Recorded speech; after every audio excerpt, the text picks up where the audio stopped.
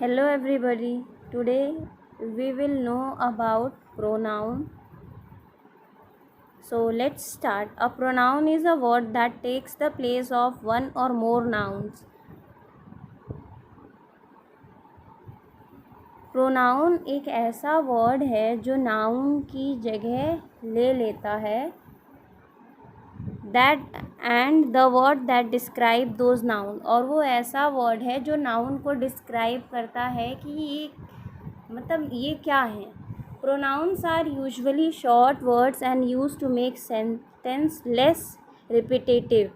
Pronoun जो होते हैं वो एक शॉर्ट वर्ड होता है और वो सेंटेंस को नाउन को लेस रिपीटेटिव बनाता है. मीन्स कि हम बार बार नाउन को ना बोलें, उसकी वजह से जो हम वर्ड यूज़ करते हैं उस नाउन की जगह पे उसको हम कहते हैं प्रोनाउन. और इसी वजह से वो प्रोनाउन वर्ड यूज़ करने की वजह से ही हम नाउन का यूज़ कम करते हैं. फॉर एग्ज़ाम्पल आप यहाँ नीचे देख लीजिए, Lisa is a nice girl, और यहाँ पे हमने replace the noun Lisa with the word she. Lisa एक लड़की है तो हम लड़की के लिए शी का यूज़ करते हैं, तो हम लीज़ा की जगह पे शी का यूज़ करके हम उसको सेंटेंस को दूसरी तरीके से भी बोल सकते हैं. जैसे for example she is a nice girl. ठीक है, तो जो हमने लीज़ा की जगह पे जो वर्ड यूज़ किया है शी, वो हमारा यहाँ प्रोनाउन है. So let's see second example. Tell the finance team that they can use the mini bus tomorrow. They is a pronoun. यहाँ पे जो दे का यूज़ हमने किया है, tell the finance team that they का इशारा फाइनेंस टीम की तरफ जा रहा है. तो हमने यहाँ पे बार बार अगर हम फाइनेंस टीम बोलते तो थोड़ा ऑकवर्ड लगता है.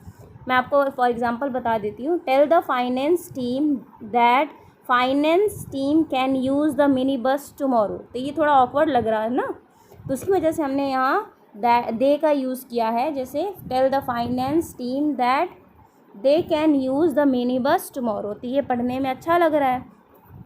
तो जो यहाँ पे हमने दे यूज़ किया है वो जो है हमारा प्रोनाउन है और उसने फाइनेंस टीम को रिप्लेस कर दिया है, इसको रिपीटेटिव नहीं बनाया है. Sam is a tall enough but he is not as fast as Joe. तो सैम देखिए यहाँ पे पहले में हमने नाम दे दिया है सैम, बट वहीं सेकेंड थोड़ा आगे बढ़ते हैं हम, तो वहाँ पे बट ही का हमने यहाँ पे यूज़ जो है, ही हमारा प्रोनाउन है और हमने सैम का नाम ना लिख के हमने वहाँ पे ही का यूज़ किया है. और जो हमारा ये ही है ये प्रोनाउन है और इसने है सैम को रिप्लेस कर दिया है. ठीक है, अंडरस्टूड. अब हम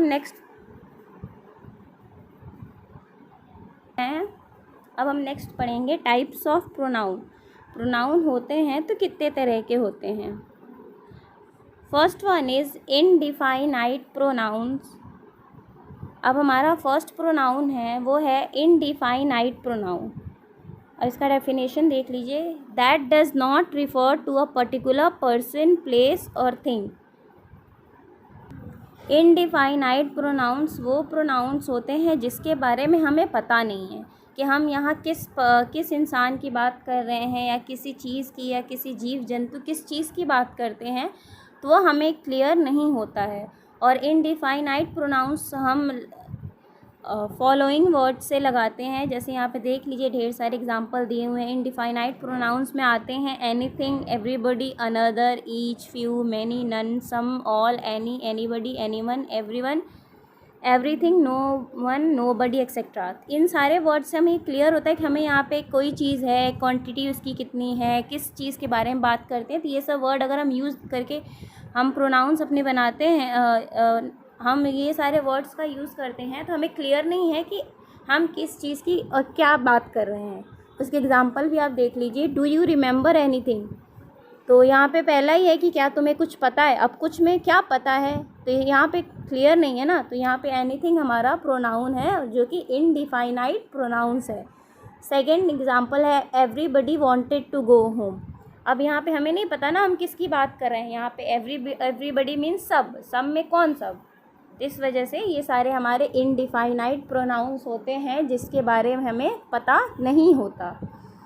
सेकंड वन है पर्सनल प्रोनाउंस, रिप्रेजेंट पीपल और थिंग। पर्सनल प्रोनाउंस जो होते हैं वो इंसान और चीज़ों को बताते हैं।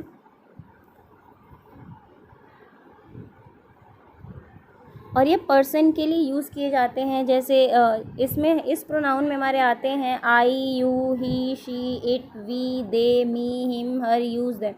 ये इंसान के लिए जो पर्सन होते हैं उनके लिए हम यूज़ करते हैं, इस वजह से इनको पर्सनल प्रोनाउन कहा जाता है। ये आप चार्ट्स भी देख सकते हैं।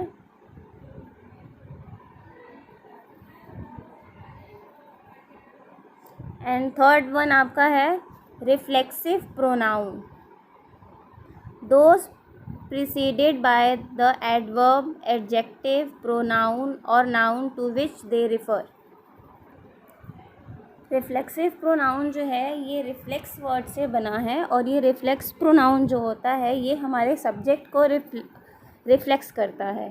और रिफ्लेक्सिव प्रोनाउंस के जो वर्ड्स होते हैं वो ये हैं myself, yourself, himself, herself, itself, are self, themself. Example देख लीजिए, ही कुड हर्ट हिमसेल्फ।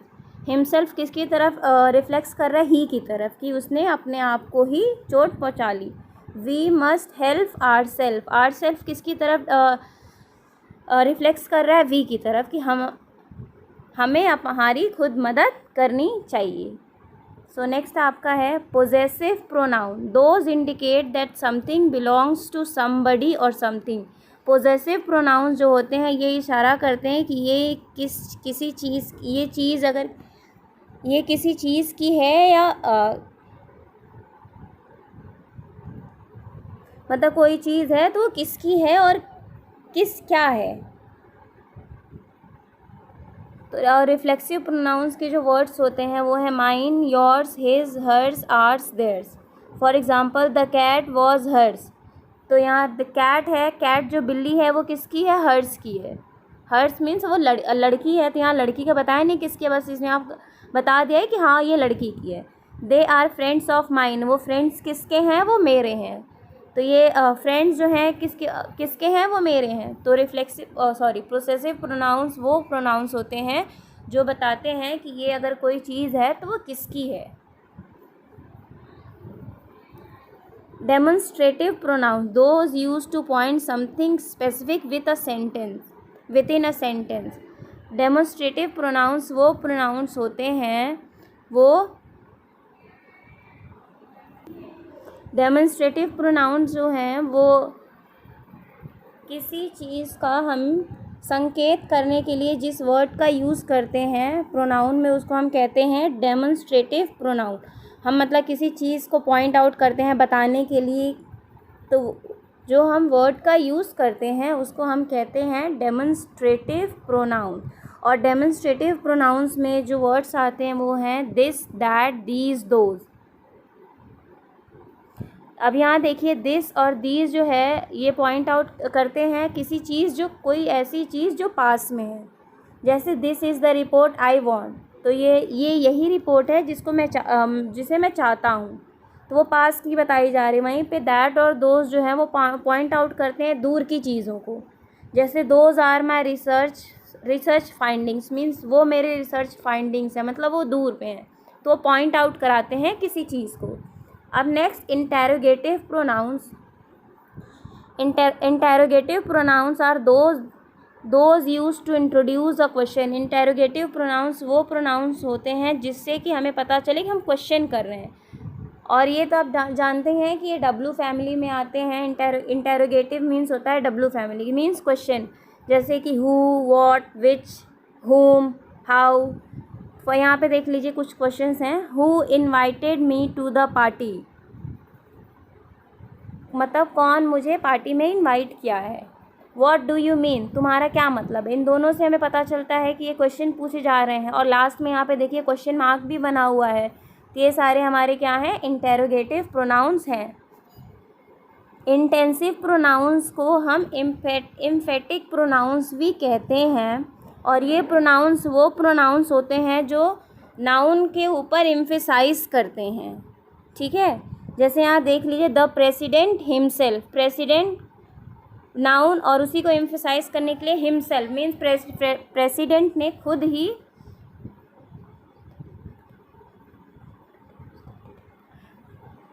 तो मतलब प्रेसिडेंट जो है वो खुद यहाँ पे खुद के ही बारे में बता रहा है। और वहीं नेक्स्ट आपका है हम आई माई बेक्ड द केक, आई मतलब मैंने खुद ही केक बनाया। तो यहाँ पे जो इंटेंसिव प्रोनाउंस जो वर्ड्स होते हैं वो खुद के ही ऊपर एम्फेसाइज करते हैं, ठीक है। नेक्स्ट है relative pronoun, those which refer two nouns mention previously.